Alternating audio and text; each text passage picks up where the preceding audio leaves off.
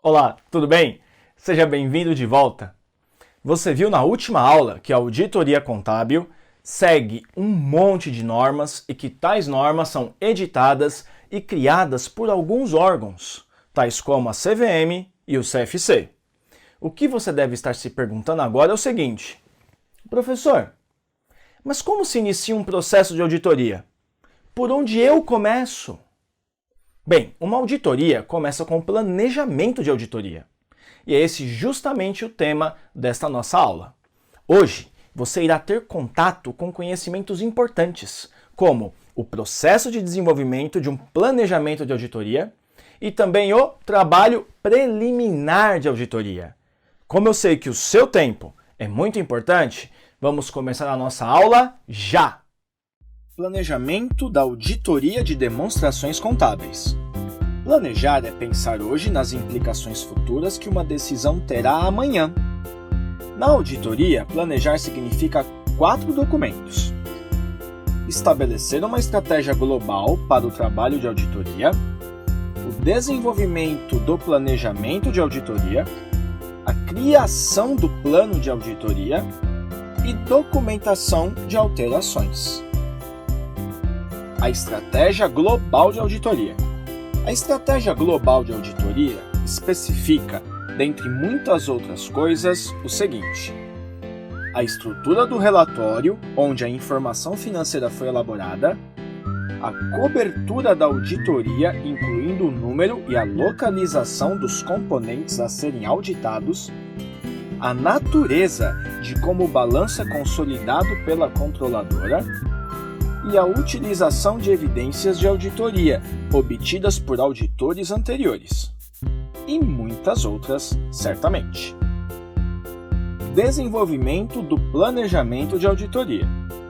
Este documento precisa apontar o levantamento das características da equipe envolvida, premissas para o levantamento de prioridades, os níveis de risco e vulnerabilidade na auditoria, a frequência dos trabalhos de auditoria, a disponibilidade de recursos humanos e todo o conteúdo da auditoria, tais como revisão, épocas oportunas, supervisão, revisão e muito mais.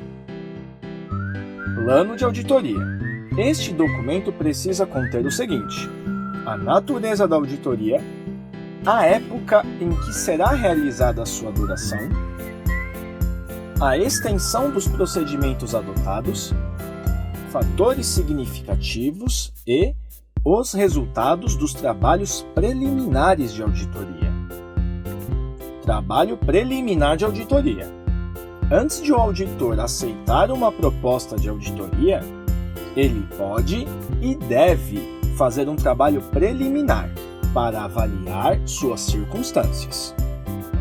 Em especial, ele avalia se a equipe pode cumprir as exigências éticas relevantes, como, por exemplo, não ter qualquer vínculo empregatício com a empresa auditada, se a sua independência pode ser comprometida, se o responsável possui a integridade necessária e estabelecer o entendimento dos termos de trabalho com os responsáveis da empresa auditada, dentre outros.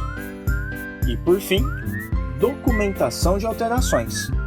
É importante salientar que, apesar do processo de planejamento se iniciar antes da atividade de auditoria em si, ele perdura durante a própria execução de auditoria. Isso significa que o auditor, durante a auditoria, deve rever e alterar todo o plano de auditoria, se necessário. Dessa forma, ele deve documentar tais alterações. E aí, conseguiu entender? Eu espero que sim. Mas caso não tenha ficado alguma coisa clara, quero que você apenas entenda o seguinte. Primeiro, a execução do planejamento de auditoria é obrigatória pelas normas. Segundo, o planejamento inicia-se antes da atividade de auditoria, porém, pode perdurar durante todo o processo de auditoria. E terceiro, o auditor independente deve realizar o trabalho preliminar de auditoria antes de fechar o contrato de auditoria, para que ele ou ela possa julgar se o processo pode ser bem executado ou não. Se você entendeu apenas esses 3 aspectos, então você está aprendendo rápido e dominando o conteúdo.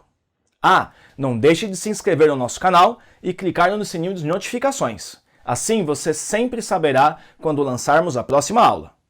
Vou ficando por aqui. Te vejo na próxima aula. Um grande abraço e até lá!